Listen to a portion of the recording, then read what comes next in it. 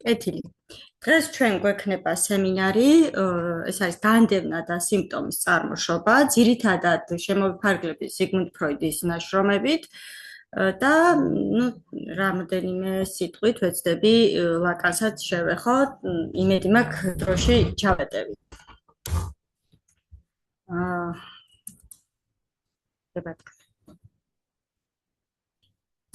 პერიოდულად ტრადიციულად თუ რაიმე კითხვა გაჩნდა, სიამოვნებით თვითონ სემინარის პროცესში მივიღებ კითხვებს, რო არ დაველოდოთ და მე პირადად მოვიწყდება ხოლმე მერე და რო დავსვათ კითხვა.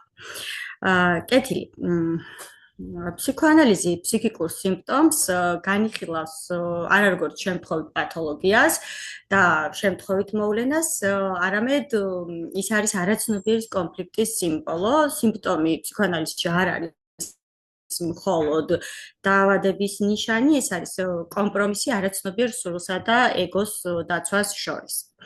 ამ მიდგომის ბირთვში დგას განდევნის კონცეფცია, რომელიც განმარტავს თუ როგორ იქმნება არაცნობიერი და რატომ ბრუნდება განდევნილი შინაარსი ირიბი ფორმით, არასაწყისი ფორმით. ფსიქოანალიზის ჩამოყალიბების პროცესში ზიგმუნდ ფროიდმა განსაკუთრებული მნიშვნელობა მიანიჭა ფსიქიკურ კონფლიქტებს, დაცვით მექანიზმებს და არაცნობიერ პროცესებს, რაზეც ხშირად ვეხებით ხოლმე, როგორც ფროიდის სამკითხველო ჯგუფში, ასევე კარტელებშიც მოვიცავით ჩვენ ეს საკითხი. მათ შორის ერთ-ერთი ცნება ცენტრალური არის განდევნა, რომელიც ფროიდის მიხედვით წარმოადგენს ნევროზული სიმპტომების წარმოშობის ძირითად მექანიზმებს. განდევნის თეორიული მნიშვნელობა ფროიდს საშუალებას აძლევს თქვას, რომ განდევნის თეორია ეს არის ქვაკუთხედი ფსიქოანალიზის და შეიძლება ითქვას, რომ ფროიდიანული ფსიქოანალიზი ამას ეყრდნობა. როგორც ის თვითონ აღნიშნავს 1914 წლის ნაშრომში. შესაძლებელია, რომ განდევნა ავიღოთ ცენტრად ფსიქოანალიტიკური თეორიის და ყველა ელემენტი უკვე მასთან დავაკავშიროთ. სინამდვილეში თანამედროვე ფსიქოანალიტიკოსი სიმონ ბოაჟი აღნიშნავს, რომ სწორედ რეპრესიის კონცეფციის შემოღებით ხდება ფროიდის თეორიზაცია გამორჩეულად ფსიქოანალიტიკური და სწორედ განდევნის თეორიამ მისცა მას ფსიქოანალიტიკური არსი. განდევნა და სიმპტომის წარმოშობა წარმოადგენს ფსიქოანალიზის ფუნდამენტურ კონცეფციებს, რომლებიც ზიგმუნდ ფროიდმა განავითარა თავისი კლინიკური პრაქტიკის და თეორიული მუშაობის პროცესში. ეს ორი ფენომენი მჭიდროდ არის ურთიერთდაკავშირებული და წარმოადგენს ფსიქიკური აშლილობების, განსაკუთრებით კი ნევროზების გაგების საკვანძო ელემენტებს. ფროიდის მიხედვით განდევნა ეს არის ფსიქიკური დაცვის მექანიზმი, რომლის მეშვეობითაც ეგო არაცნობიერში განდევნის მიუღებელ სურვილებს, იმპულსებს და წარმოდგენებს. განდევნილი შინაარსი არ ქრება ფსიქიკიდან, არამედ ის აგრძელებს აქტიურ არსებობას არაცნობიერ დონეზე და ცდილობს ცნობიერებაში დაბრუნებას უკვე სახეცვლილი სახით. განდევნა, რომელიც რეპრეზენტაციაზე ზემოქმედებს, სწორედ ამ რეპრეზენტაციის გაცნობიერებას აღკვეთს და არა თავად რეპრეზენტაციას. ლტოვის დაკმაყოფილება, რომელმაც განდევნა განიცადა, უსიამოვნების უფრო ძლიერ განცდას იწვევს, ვიდრე განდევნის ძალით მისი დაკმაყოფილების აღკვეთა. შესაბამისად, ფსიქიკას ურჩევნია განახორციელოს განდევნა, რათა აიცილოს უფრო დიდი ტკივილი მცირე ტკივილის სახით. განდევნის შემდეგ არაცნობიერში მიიზიდავენ განდევნილ უკუგდებულ ელემენტებს და მუდმივი აქტივობის მდგომარეობაში იმყოფებიან. არჩევაც არაცნობიერად ხდება, ხო? ხო, რა თქმა უნდა. გაუცნობიერებლად ხდება. უფრო დიდი ტკივილის ნაცვლად ირჩევს შედარებით. ჩვენ არ მონაწილეობთ იდეაში. ჩვენ მონაწილეობთ, თუმცა ჩვენი არაცნობიერი ნაწილი, რაციონალური მხარე არ მონაწილეობს. დიახ, რაციონალური მხარე არ მონაწილეობს. პირველად განდევნის ცნება ფროიდმა ჩამოაყალიბა დაცვით ნეიროფსიქოზები 1894 წლის ნაშრომში, ხოლო შემდეგ კიდევ უფრო მეტად გააღრმავა 1915 წლის სტატიაში რეპრესია განდევნა. აქ იგი განასხვავებს პირველადი და მეორეული განდევნის ფორმებს და ხაზს უსვამს, რომ განდევნა ეს არის დინამიკური პროცესი. და განვიხილოთ ახლა ეს ფაზები. პირველადი განდევნა ეს არის პროცესი, რომლის დროსაც ინსტინქტური იმპულსის ფსიქიკური რეპრეზენტანტი, ანუ წარმოდგენა უარყოფილია. მიუღებელია ცნობიერისთვის და არაცნობიერისთვის ქმნის ფიქსაციის წერტილს. რაც ნიშნავს იმას, რომ უარყოფილი რეპრეზენტანტი უცვლელი რჩება და არაცნობიერში განაგრძობს არსებობას. ტოლვასთან მუდმივ კავშირს ინარჩუნებს და ცვლილებებს აღარ ექვემდებარება. პირველადი განდევნის თავისებურებაა ის, რომ მისი ფუნქციონირება მხოლოდ კონტრინვესტიციაზეა დამოკიდებული, რომლის წყალობითაც წინარეცნობიერი, არაცნობიერი რეპრეზენტაციის ბიძგებისგან იცავს თავს. მეორადი განდევნა ეს არის უშუალოდ განდევნა, რომელიც მოიცავს იმ წარმოდგენების განდევნას, რომლებიც ფსიქიკურად დაკავშირებულია პირველადად განდევნილ წარმოდგენებთან, ან რომლებიც მათგან წარმოიშვა. მეორადი განდევნა უკვე არის აქტიური პროცესი, არ არის სტატიკური, განსხვავებით პირველადი განდევნისგან და იგი ეგოს მხრიდან ხორციელდება. ალენ განია უკვე თავის ნაშრომში გამყობს განდევნის მესამე ფაზას და ის საუბრობს ასეთ რამეს, რომ ფროიდი განდევნილის დაბრუნებას მიიჩნევს მესამე ფაზად, რომელიც უნდა გავიგოთ, როგორც განდევნის მექანიზმის შემადგენელი ნაწილი, რადგან ის თავს ავლენს და საფუძველს უქმნის სიმპტომს, როგორც ჩამნაცვლებელს კომპრომისულ წარმოქმნაში. რა არის განდევნის ძირითადი мотиваცია? განდევნის ძირითადი მოტივი ეს არის უსიამოვნების ტკივილის თავიდან აცილება. ფროიდის ნაშრომის უსიამოვნების პრინციპის თანახმად, ფსიქიკური აპარატი ცდილობს თავიდან აიცილოს ან შეამციროს უსიამოვნება. ის წარმოდგენები და რწმენა შეხედულებები, რომლებიც კონფლიქტშია ეგოს მოთხოვნებთან და შეუთავსებელია ეგოს ორგანიზაციასთან. ისინი იწვევენ უსიამოვნებას და ამიტომ ეგოს მხრიდან ხდება განდევნის ობიექტი. განდევნა ყოველთვის ხორციელდება ეგოს მიერ და როდესაც მას სურს არ შეასრულოს ან დაბლოკოს ინსტინქტური მოთხოვნა, ის ახდენს განდევნას. განდევნა წარმოადგენს ერთგვარ კომპრომისს. ეგო ვერ აძლევს ინსტინქტურ მოთხოვნას სრულ თავისუფლებას, მაგრამ ასევე ვერ ახერხებს მის სრულ აკრძალვას, ჩახშობას. და ესეთ რამეს წერს სიმონ ბუაჟი, რომ განდევნა ეს არის იცოდე იმისთვის, რომ არ იცოდე. ანუ არსებობს სიმპტომი, რომელიც გაიძულებს, რომ იცოდე რა არის რეალურად განდევნილი არაცნობიერ პროცესში. ფროიდი წერს, რეპრესიის პროცესი არ უნდა ჩაითვალოს მოვლენად, რომელიც ხდება ერთხელ და რომლის შედეგებიც მუდმივია. მაგალითად, როდესაც რომელიმე ცოცხალი არსება მოკლულია და ამ დროიდან მოყოლებული ის მკვდარია. რეპრესია მოითხოვს მუდმივ ენერგიას და მუდმივ ენერგიის გამოყენებას, ფსიქიკურ ენერგიაზეა საუბარი. თუ ეს ფსიქიკური ენერგია შეწყდა, შესაბამისად რეპრესიის წარმატება საფრთხე ექმნება და შესაბამისად ხდება ხელახალი განდევნა ეგოს დაცვითი მექანიზმი, ეგოს მხრიდან. შეგვიძლია ვივარაუდოთ, რომ რეპრესირებული განახორციელებს უწყვეტ ზეწოლას ცნობიერის მიმართულებით. ამიტომ ეს ზეწოლა უნდა დაბალანსდეს განუწყვეტელი საპირისპირო ზეწოლით. ამგვარად რეპრესიის შენარჩუნება გულისხმობს ენერგიის შეუფერხებელ გამოყენებას, ხოლო მისი მოცილება იწვევს ეკონომიკური თვალსაზრისით დაზოგვას. როგორც მეიზი და ჰენრი აღნიშნავენ, თუ ეგო, როგორც დამთრგუნველი აგენტი, მუდმივად უნდა იცავდეს რეპრესირებულის შეცნობისგან, მაშინ რეპრესია გულისხმობს პარადოქსს, რომლის მიხედვითაც ეგომ უნდა იცოდეს ის, რაც არ უნდა იცოდეს სინამდვილეში, რის განდევნასაც ცდილობს. ნევროზული სიმპტომები პირდაპირ კავშირში არ არის რეალურ მოვლენებთან, არამედ სურვილების ფანტაზიებთან არის კავშირში და ნევროზის თვალსაზრისით ფსიქიკურ რეალობას უფრო დიდი მნიშვნელობა აქვს ვიდრე მატერიალურ რეალობას. ფროიდი ხაზს უსვამს კონფლიქტსა და ინსტინქტურ მოთხოვნებს.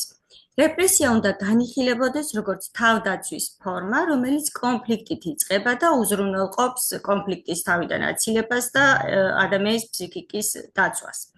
ინსტინქტური მოთხოვნებისგან, სადაც სურვილები, რომელიც დაკმაყოფილებას მოითხოვს, ასევე წარმოადგენს ადამიანის ეგოსთვის საფრთხეს.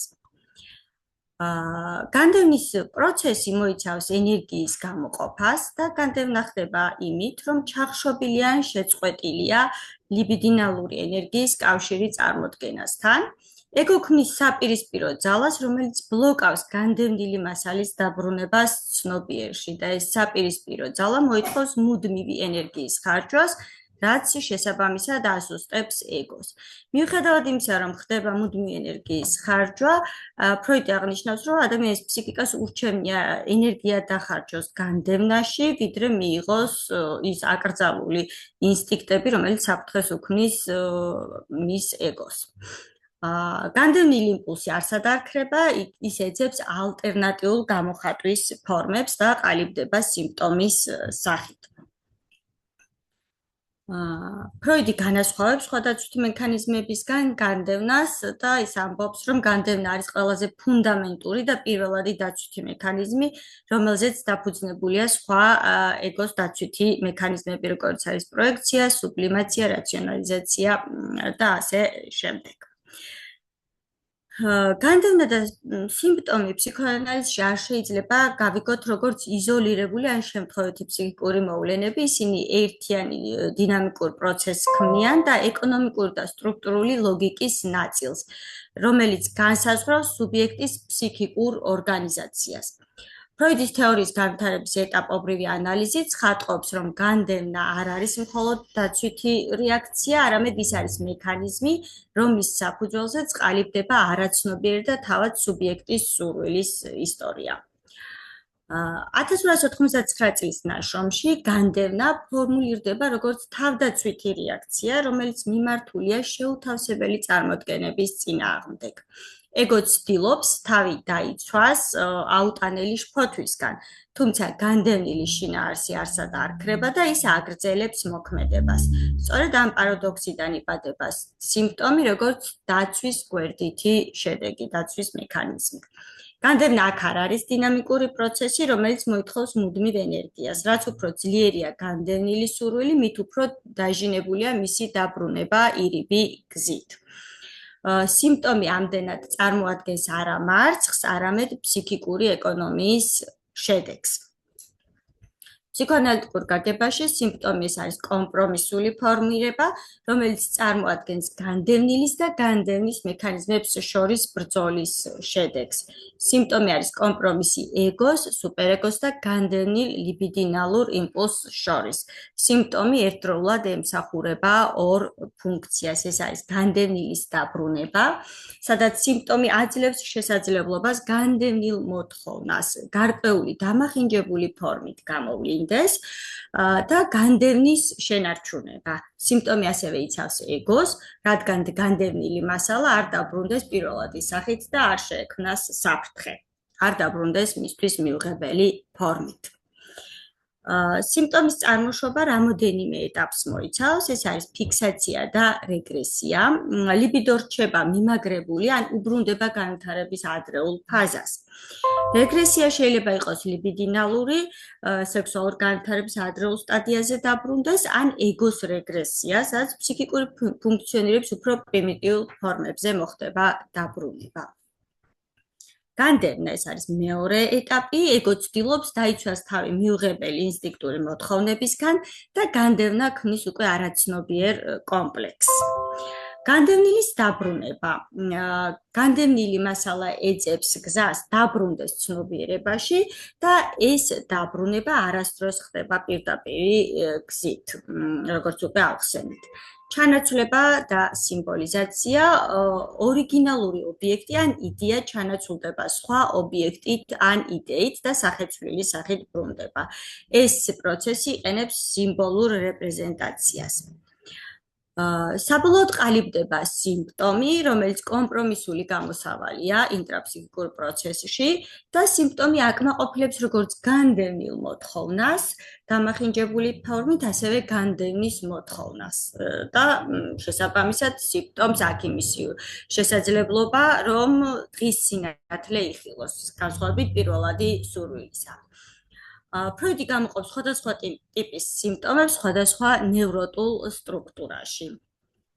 ისტერიის დროს ეს არის კონვერსიული სიმპტომები, რომელიც გამოხატულია ფსიქიკური კონფლიქტი გარდაიქმნება სომატურ სხეულებრივ სიმპტომად, დისოციაციური სიმპტომები, სადაც ცნობიერის ან იდენტობის ფრაგმენტაცია ხდება, განდევნილი სექსუალური სურვილები და ფანტაზიები ვლინდება სხეულებრივ სიმპტომატიკაში.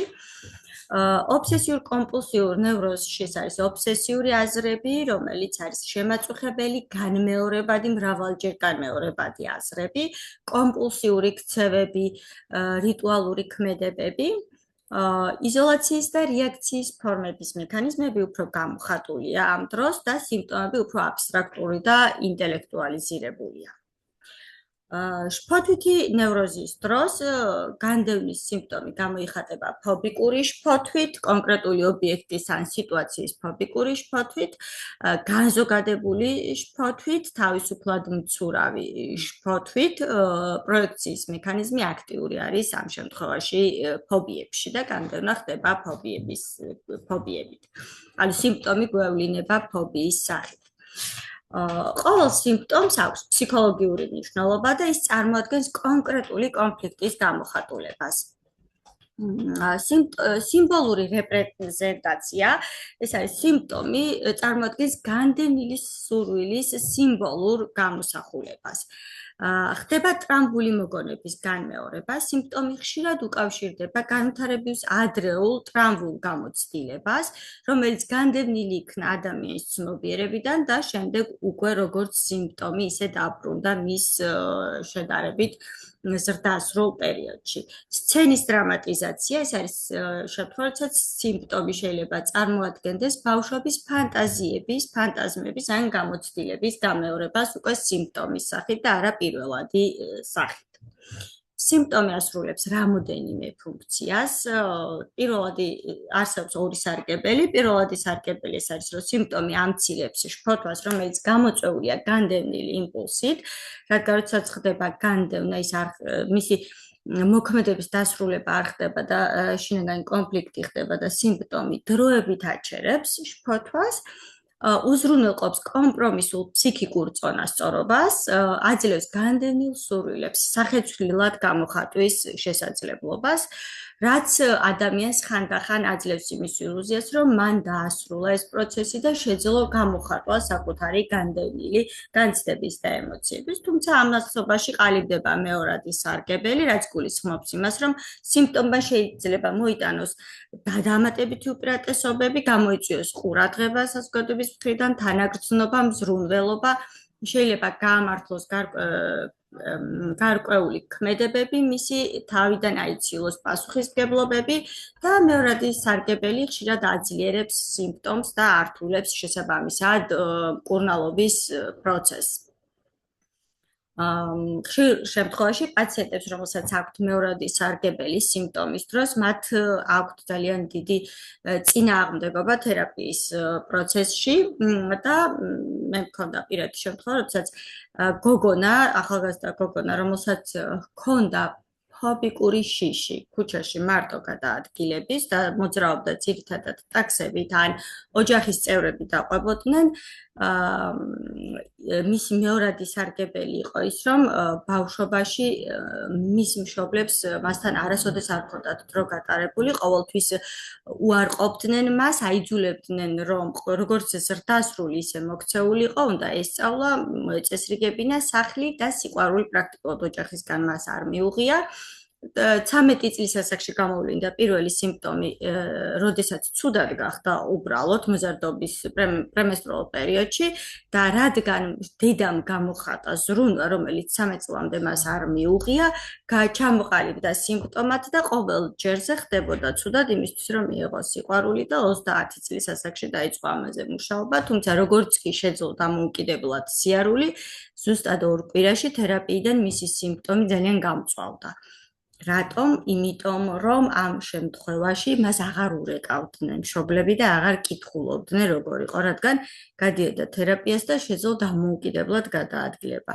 რა თქმა უნდა, ეს ხანგრძლივი თერაპიის დროს გაცნობიერდა, მაგრამ ძალიან კარგი და კლასიკური მაგალითი იყო, როგორ ჩამოყალიბდა სიმპტომის მეორადი სარგებელი, რომლის შენარჩუნებასაც ხანგრძლივად ცდილობდა თერაპიის პროცესში და მათ შორის ჰქონდა წინააღმდეგობა, დავიწყება თერაპიული პროცესების, ყოველ ჯერზე იძახდა, რომ არ იყო ის დღე, რომელ დღესაც უნდა მოსულიყო, დაგვიანება და აბსოლუტური დავიწყება ყველაფრის მოდიოდა თერაპიულ პროცესზე და ამბობდა, რომ მისი გონება არის ცარიელი დაფა, იმიტომ რომ არაფერი არ ახსოვს, იმისთვის, რომ არ წასულიყო მის თერაპიული პროცესი წინ და არ გაეანალიზებინა თავისი სიმპტომი, რომელსაც ასე მისი არაცნობიერი ბოლომდე ეჭიდებოდა, რომ შეენარჩუნებინა. ნაშრომი ისტერიის კვლევები 1895 წლის, სადაც ფროიდი და ბროიერი საუბრობენ, აჩვენებენ, რომ ისტერიული სიმპტომები წარმოიშობა ტრამვული გამოცდილების, ფსიქიკური გადამუშავების შეუძლებლობის შედეგად. გაძევებული მოგონება ბრუნდება სხეულებრივი ან ქცევითი სიმპტომის სახით და იოზეფ ბროიერის შემთხვევა ანა ორომ განვიხილოთ, რომელიც აღწერილია ისტერიის კვლევებში, წარმოადგენს კლასიკურ მაგალითს განდევნისა და სიმპტომის წარმოშობის შესახებ. მისი სიმპტომები ეს იყო პარალიზი და კონტრაქტურები, მკლავის პარალიზი, დისტურბაციები მხედველობაში, ენის დარღვევები, მათ შორის მშობლიური ენის დავიწყება და უცხო ენაზე მეტყველების დაწყება, ნევრალგია, ხველა, ჰალუცინაციები და შეცნობის დარღვევა. მისი განდევნილი მასალა ეს იყო დამახინჯებული სექსუალური სურვილები და ფანტაზიები მამასთან დაკავშირებით, გრძნობები მამის დაავადებისა და სიკვდილის მიმართ, რომელიც იყო კომბინირებული შფოთვით, ბრალის განცდით და სიყვარულით და აკრძალული აგრესიული იმპულსები. სიმპტომის ფორმირების მექანიზმი, როგორც ჩამოყალიბდა, ეს იყო მკლავის პარალიზი, დაკავშირებული იყო ერთ კონკრეტულ ეპიზოდთან, როდესაც ანა ზრუნავდა ავადმყოფ მამაზე, მან ნახა სიზმარი, სადაც შავი გველი მიდიოდა მამისკენ და მას სურდა დაეცვა მამა, მაგრამ ვერ შეძლო მკლავის დამორჩილება, ვერ შეძლო სხეულის დამორჩილება და ეს ეპიზოდი გახდა განდევნილი და გარდაიქმნა პარალიზად, რადგან მას ჩამოუყალიბდა ბრალის განცდა, რომ ვერ შეძლო მამის გადარჩენა. ასევე კლასიკური შემთხვევა არის დორას შემთხვევა, ფროიდის ისტერიის ფრაგმენტები 1905 წლიდან, სადაც სიმპტომი ეს არის ხველა, ხმის დაკარგვა, სუნთქვის დათრგუნვა და გართულება, დეპრესია. მისი განდევნილი მასალა ეს იყო კომპლექსური სექსუალური და ემოციური სურვილები ოჯახის მეგობრის, მისტერ და მისის კას მიმართ, ამბივალენტური გრძნობები მამის მიმართ, განდევნილი იდენტიფიკაცია მისის კასთან და ბავშვობის სექსუალური გამოცდილებები და ჩვენ ვიცით დორას შემთხვევა, როდესაც მაშინ ფროიდს აქვს ეს თინათქვა რამ ახსნილი, რომ დორას შეუყვარდა მისტერ კა, მამის მეგობარი, მაგრამ რეალურად ეს არ იყო ესე და მე უკვე ახსნილია, რომ რეალურად დორას შეუყვარდა მისის კა, მისტერ კას მეუღლე და ის ძალიან ნაზად აღწერდა მის კან, საუბრობდა მის კანზე, მის ხმის ტემბრზე და სიყვარულის გამოხატულება იყო ქალბატონის მიმართ და არა მისტერ კას მიმართ. სიმპტომის მნიშვნელობა ახლა წარმოადგენდა სიმბოლურ გამოხატულებას ორალური სექსუალური ფანტაზიებისა, ხოლო ხმის დაკარგვა დაკავშირებული იყო იმ პერიოდთან, როდესაც მისტერ კა და მისის კა არიყვნენ ქალაქში და ის ვერ უხმობდა თავის სურვილებს, ვერ ახორციელებდა მათთან ურთიერთობას, ან ვერ ისრულებდა თავის სურვილებს.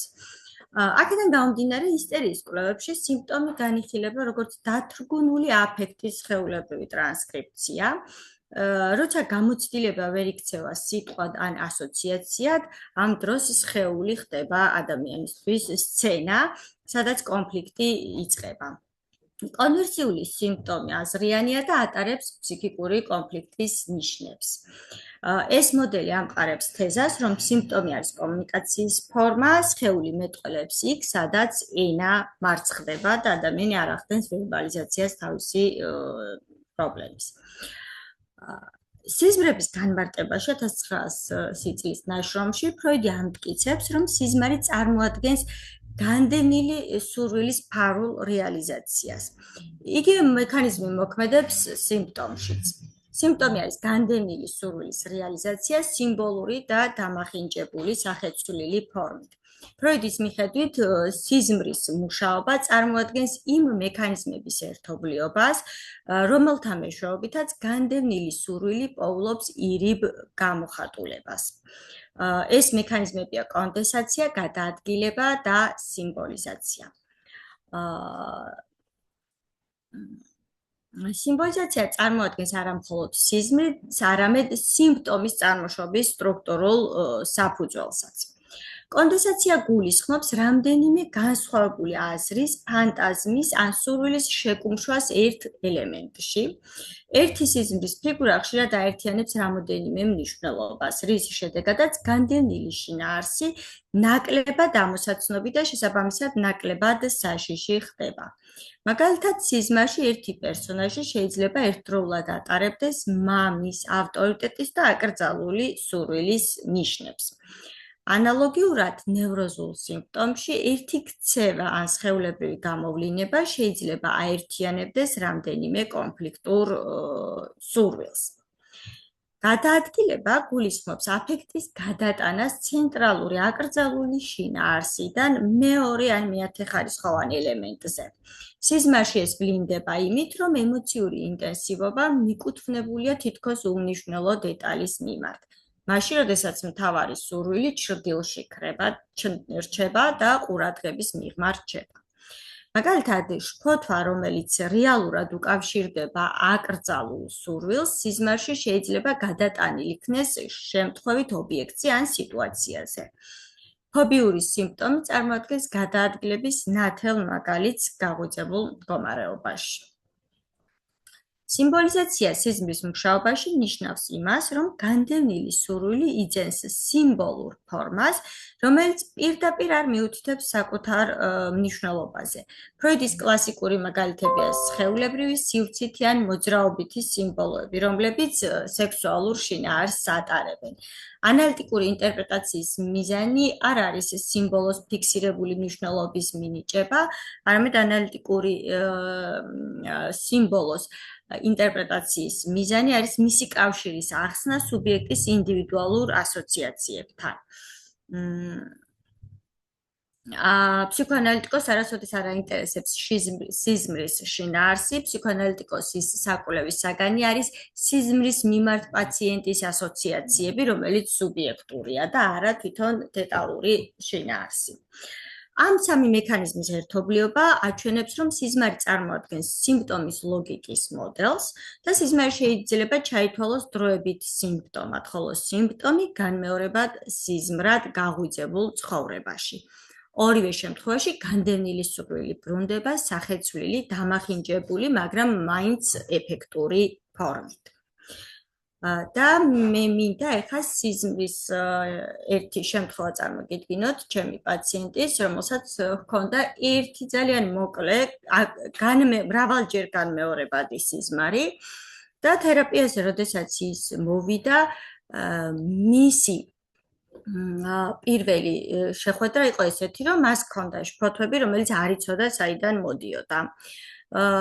ამბობდა, რომ მუდმივად ეწყება დღის პირველ ნახევარში შფოთვები და საღამოს შედარებით უმცირდება, თუმცა საშფოთი მას არაფერი არ აქვს, რადგან აქვს ძალიან კარგი ოჯახი, იდეალური ურთიერთობა აქვს ყველასთან და ამ ეტაპზე სანერვიულო არაფერი არ აქვს. მისი ეს იდეალური ურთიერთობა და ტექსტები რაღაც პერიოდი გრძელდებოდა, იქამდე სანამ არ მოიტანა სიზმარი, რომელიც დაახლოებით 1 წლამდე უგრძელდებოდა და განსაკუთრებით ამწვავებდა მის შფოთვას, რადგან ვერ ხვდებოდა რა იყო. და სიზმარი არის ესეთი, ის ხედავს საკუთარ თავს პატარძლის სკამაში, ზის ბარის სკამები რო ესეთ შემაღლებული ბარის სკამზე, ხედავს გზას, რომელიც ძალიან მოკლეა, მოკლედ ხედავს ტროტუარს. ეს ტროტუარი არის ძალიან ვიწრო და ამ ქალბატონს, რომელიც თვითონ არის სიზმარში პატარძალი, გარშემო თითქოს არავინ არ არის, ბევრი ხალხია, მაგრამ არავინ არ არის, ვინც მას აქცევს ყურადღებას და ხედავს ერთ-ერთ ქალბატონს, რომელიც მას უყურებს, მაგრამ მისთვის არ აქვს დრო, რომ ყურადღება დაუთმოს, მხოლოდ თითქოს შორიდან აკონტროლებს.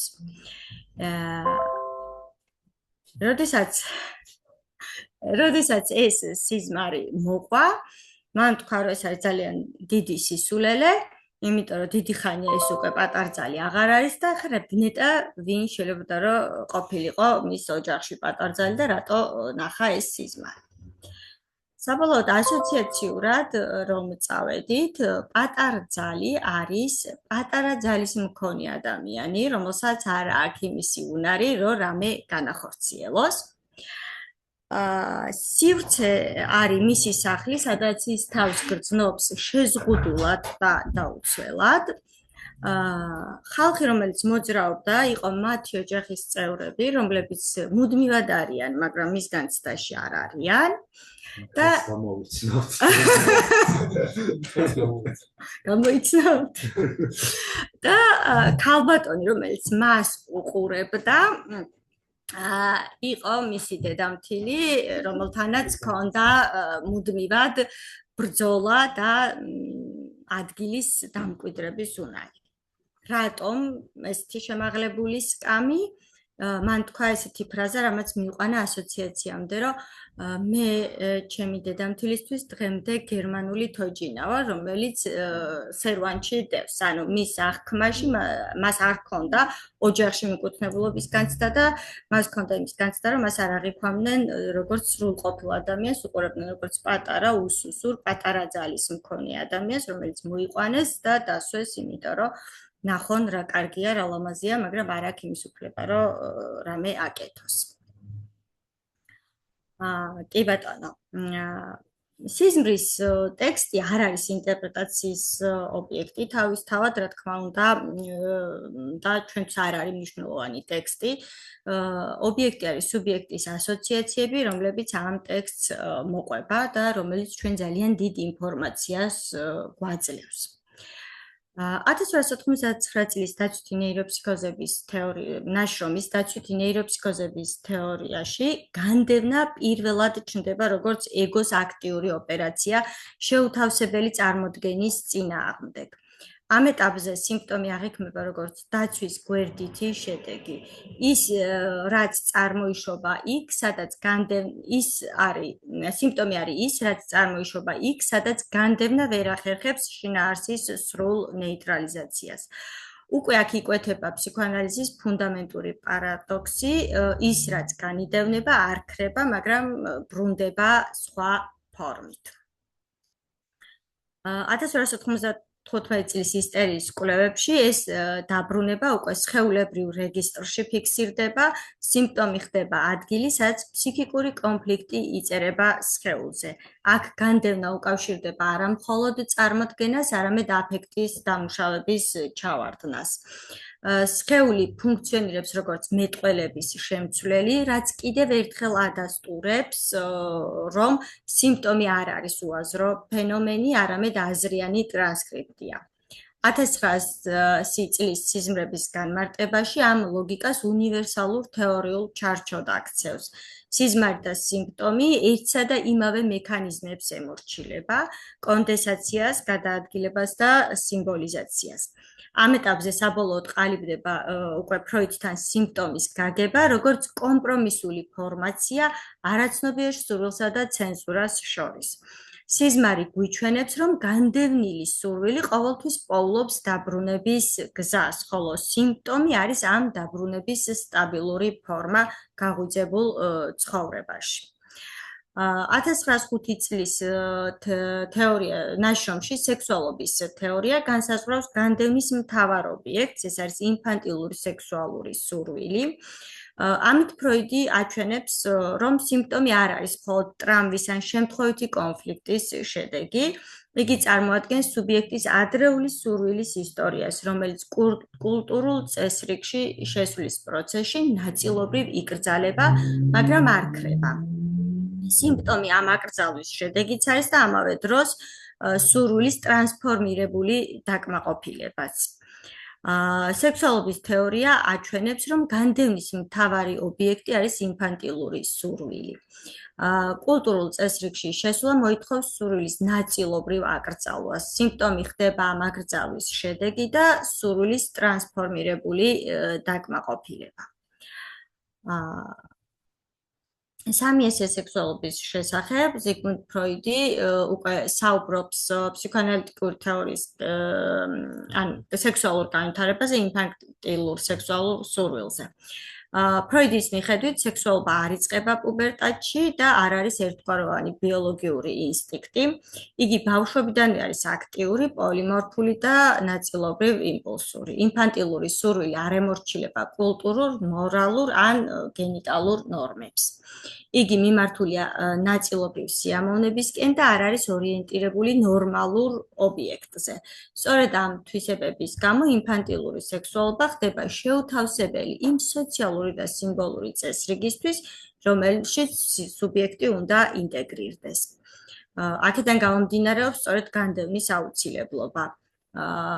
კულტურულ წესრიგში შესვლა მოითხოვს არა სურვილის სრულ გაუქმებას, არამედ მის ნაწილობრივ აკრძალვას და გარდაქმნას სახეცვლილის სახით, სიმპტომის სახით. ინფანტილური სურვილის ზოგიერთი ფორმა მიუღებელია ეგოსა და სუპერეგოსთვის და სწორედ ეს შეუთავსებლობა წარმოშობს უკვე განდევნის პროცესს. განდევნა ამ კონტექსტში არ არის შემთხვევითი თავდაცვა, იგი წარმოადგენს სტრუქტურულ მოთხოვნას, რომელიც აუცილებელია სუბიექტის სოციალიზაციისთვის.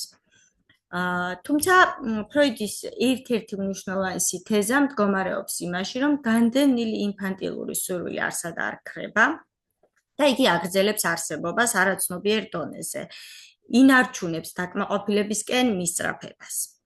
სწორედ აქ ჩნდება სიმპტომის გენეზისი. სიმპტომი არის ის ფორმა, რომლის მეშვეობითაც ინფანტილური სურვილი ბრუნდება, მაგრამ უკვე ტრანსფორმირებული, დამახინჯებული და სოციალურად მეტნაკლებად მისაღები ფორმით.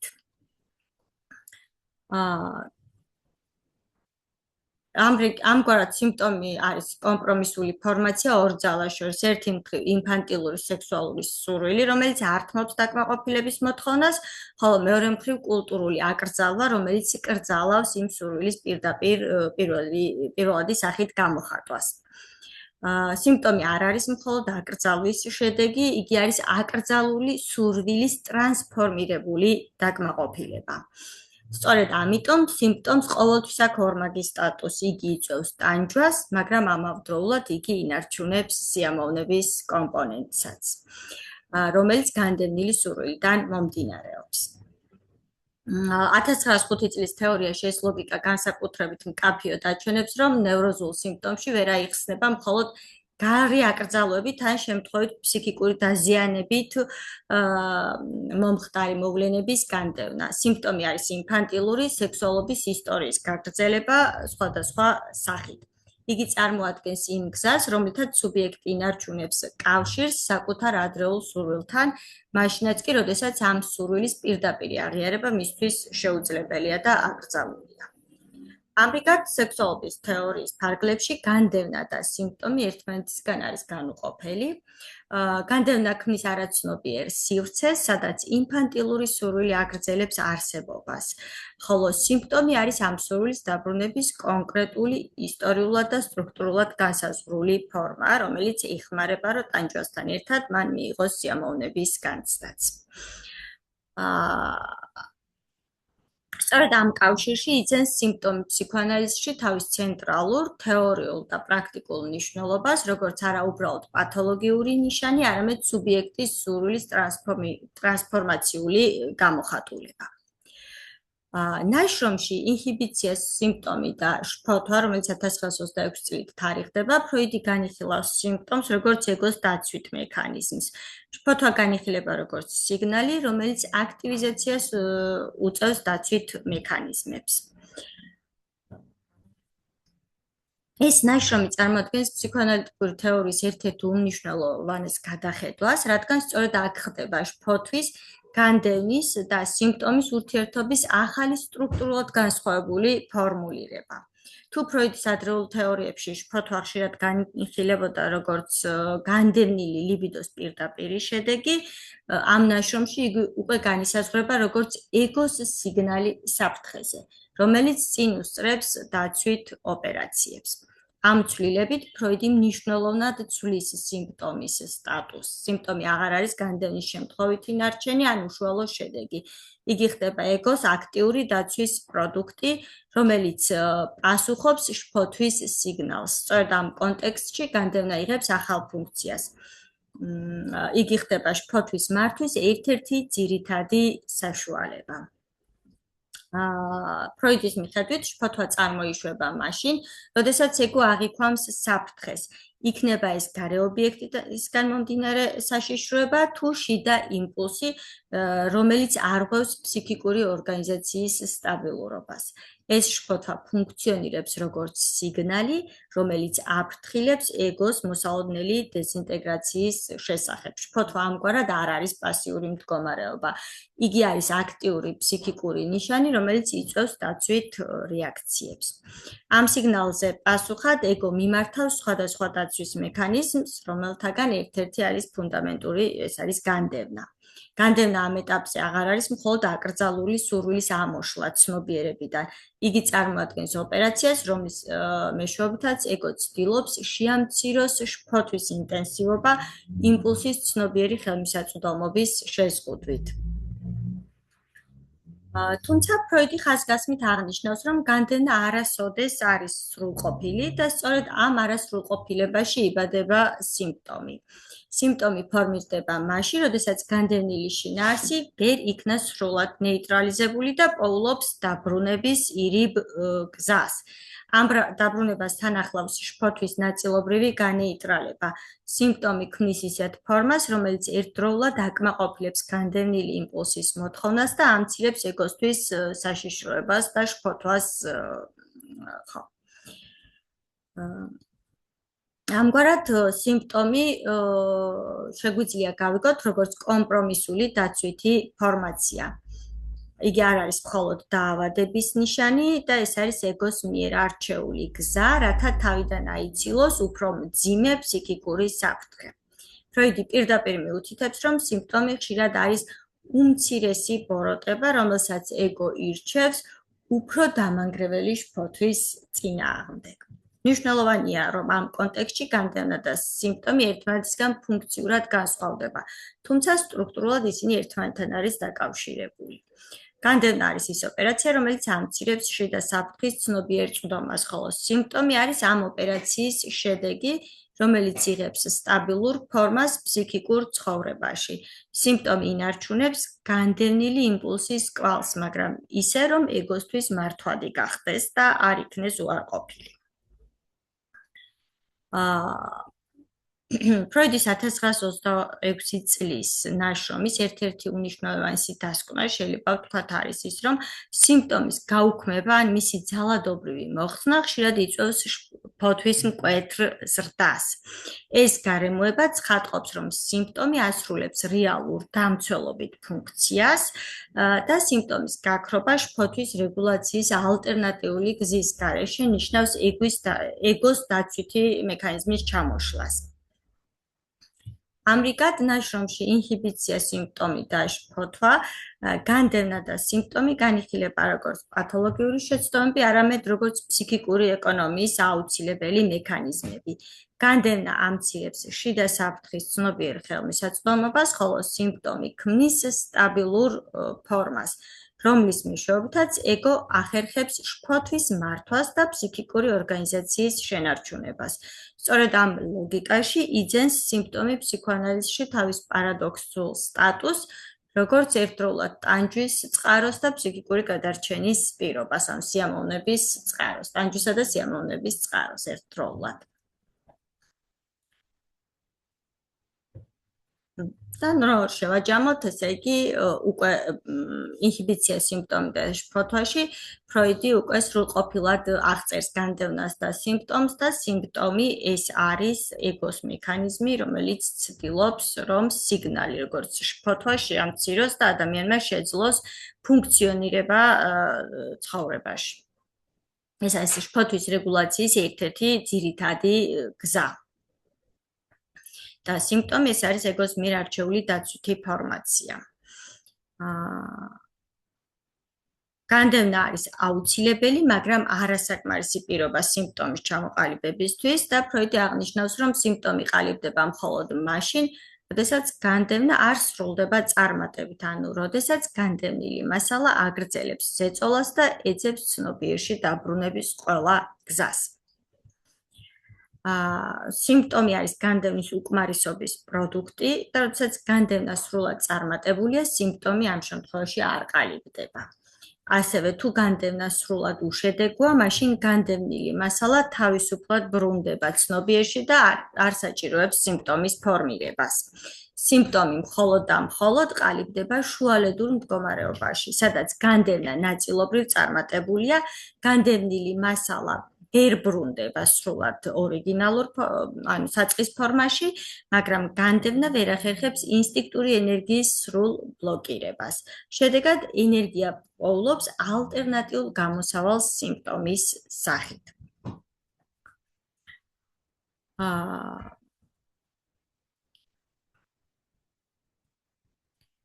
განდევნის და სიმპტომის წარმოშობის პროცესი მოიცავს შემდეგ ეტაპებს: ტრამბული გამოცდილება ან კონფლიქტი, ადრეული გამოცდილება ქმნის ფსიქიკურ კონფლიქტს, ფიქსაცია, ანუ ლიბიდო რჩება მიმაგრებული კონფლიქტურ წარმოდგენებთან, მწვავე კონფლიქტის გააქტიურება, მოგვიანებით რაიმე მოვლენა ააქტივებს ძველ კონფლიქტს და აახლებს.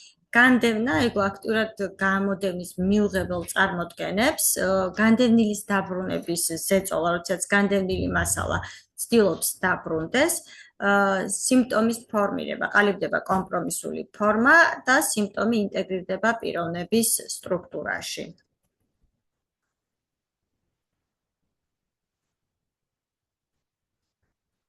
კი ბატონო. როგორ გამოვიყენებთ კლინიკაში და თერაპიულ პროცესში. განდევნის ცნობიერებაში მოყვანა არის მნიშვნელოვანი ნაწილი თერაპიული პროცესის და არა მხოლოდ სიმპტომის მოხსნა. თერაპიის მთავარი მიზანია, რომ განდევნილი მასალა დაბრუნდეს ცნობიერში, სადაც ის იყო იდი და უნდა გახდეს ეგო, ფროიდის ცნობილი ფორმულირება, რომ გავიხსენოთ.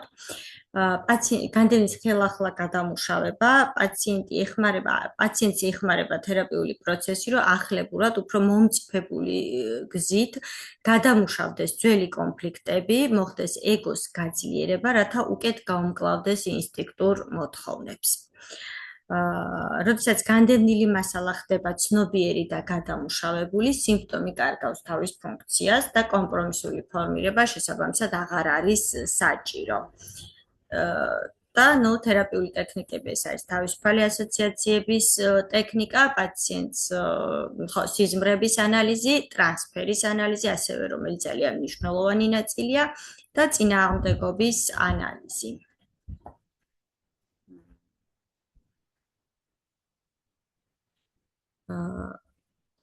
თუ რამე კითხვა არ არის, ერთი-ორი სიტყვით ლაკანსაც შევეხები.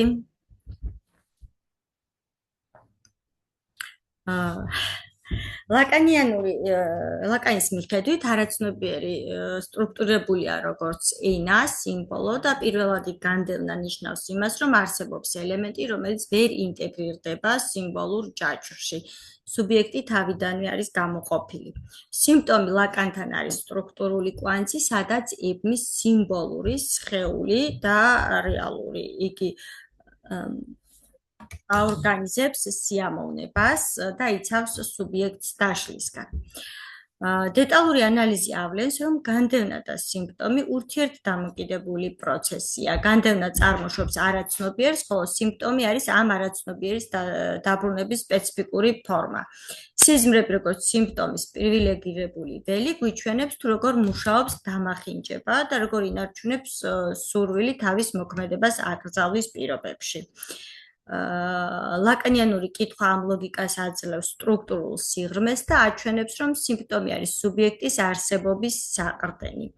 დეტალური ანალიზი ავლენს, რომ განდევნა და სიმპტომი ურთიერთდამოკიდებული პროცესია. განდევნა წარმოშობს არაცნობიერს, ხოლო სიმპტომი არის ამ არაცნობიერის დაბრუნების სპეციფიკური ფორმა.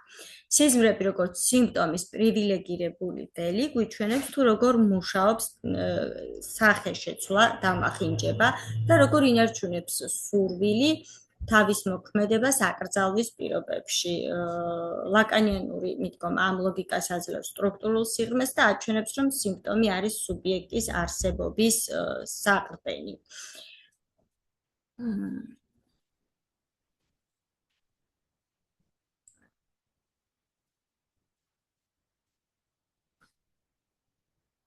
განდევნა აღარ არის მხოლოდ ფსიქიკური შინაარსის გამორიცხვა ცნობიერიდან, იგი არის ნიშნის გამორიცხვა სიმბოლური წესრიგიდან. სუბიექტი თავიდანვე გამოყოფილია და ეს გაყოფა ქმნის არაცნობიერის სივრცეს. სიმპტომი ამ შემთხვევაში ლაკანთან აღარ იკითხება მხოლოდ როგორც მნიშვნელობის მატარებელი, ის არის სტრუქტურული კვანძი, რომელიც აერთიანებს სიმბოლურს, სხეულს და რეალურს.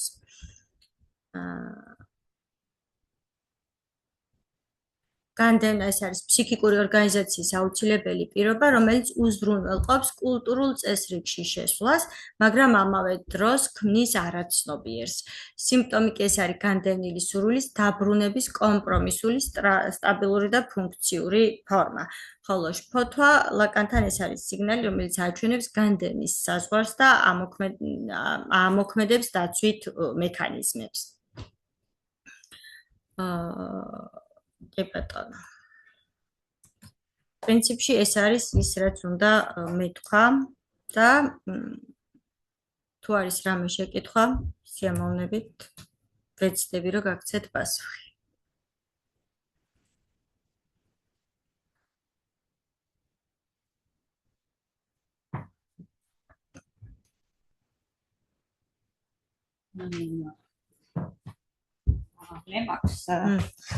ერთი კომენტარი, მადლობა პირველ რიგში მაიკოსტი საინტერესო მოხსენებისთვის. ფროიდი, როგორც ვიცით, სიმპტომს ძალიან ფრთხილად უდგება და მის უკან ფროიდმა აღმოაჩინა, რომ გარკვეული შინაარსი არის. სიმბოლური. და შემდგომ ლაკანი, როგორც თქვით, ფროიდიანული ანალიზი მიმართულია უფრო სიმპტომის გაშიფრვისთვის, როგორც აღნიშნეთ. და ლაკანთან, როგორც აღნიშნეთ, სიმპტომს ლაკანი უკვე აღარ განიხილავს იმას, რაც მხოლოდ უნდა გაიშიფროს, არამედ იმას, რაც სუბიექტმა შეგვიძლია უნდა გამოიყენოს, რასაც დაეხმობა და თავის კონსტრუირებას მოახდეს. სიმბოლურ წესრიგში იმას იზავს, მოიყვანს მის კონსტრუირებას, კი ბატონო. ანუ ლაკანი უკვე აღარ არის მიმართული საბოლოო ჯამში ამ სიმპტომის მოხსნისკენ. არა, მთლიანად არის ინტეგრირებისკენ, რომ ინტეგრირდეს და შეძილოს ფუნქციონირება. ანუ მისთვის სიმპტომს არ აქვს ისეთი მნიშვნელობა და დატვირთვა, როგორც ფროიდთან. და ამიტომ ძირითადი ნაშრომები ფროიდის მოვიტანე, რომ ძირითადად ფროიდმა დაიწყო სიმპტომზე და განდევნაზე მუშაობა და ლაკანს აქვს სიმპტომი როგორც საშუალება, რომ ადამიანმა მოახდინოს კონსტრუირება და სიმბოლურ წესრიგში მოიყვანოს, რომ შეძლოს ფუნქციონირება. ანუ არ არის ხო. ლაკანიანური ანალიზი გულისხმობს სუბიექტის საკუთარ სურვილთან პოზიციის ანალიზს, რეალობასთან, სექსუალობასთან, სიკვდილთან დაკავშირებით. როგორც ბავშვებს ფონაში წერია ყოველ შემთხვევაში ეს ამით განსხვავდება ის ფროიდისაგან, რომ სიმპტომს არ ხსნის უბრალოდ. არა, მხოლოდ სიმპტომზე არ არის ორიენტირებული, კი. ეს სიმპტომესთან კავშირში ხო არ არის ლაკანის ცნებასთან სიმპტომი როგორც რაღაც ძალიან ბუნდოვნად მესმის ეს ცნება. კი, ანუ ლაკანი იყენებს ორივეს სიმპტომსაც ეძახის და ბოლოში სიმპტომსაც ეძახის, მაგრამ სიმპტომში სიმპტომსაც გულისხმობს, მაგრამ როცა უკვე გადადის ის სიმბოლურიდან, როცა გამოდის და რეალურის კონცეფტი შემოაქვს, როგორც დამატება, ამ შემთხვევაში სიმპტომს განიხილავს მხოლოდ სუპლიენსად, რომელიც ამ სამივე კვანტს, როგორც მაიკომ აღნიშნა, წარმოსახვის რეალურს და სიმბოლოს კრავს. ხო. ახდენს კონსტრუირებას, რაც ეხმარება მე ადამიანს, რომ შეეძლოს ფუნქციონირება. ნუ ეს ჯოისის მაგალითზე განიხილავს ერთად ლაკანი. კი ბატონო. კარგი, რაც დავასრულოთ მაშინ. დიდი მადლობა. მადლობა მაია, ძალიან საინტერესო იყო. მადლობა. დიდი მადლობა. მადლობა. მადლობთ.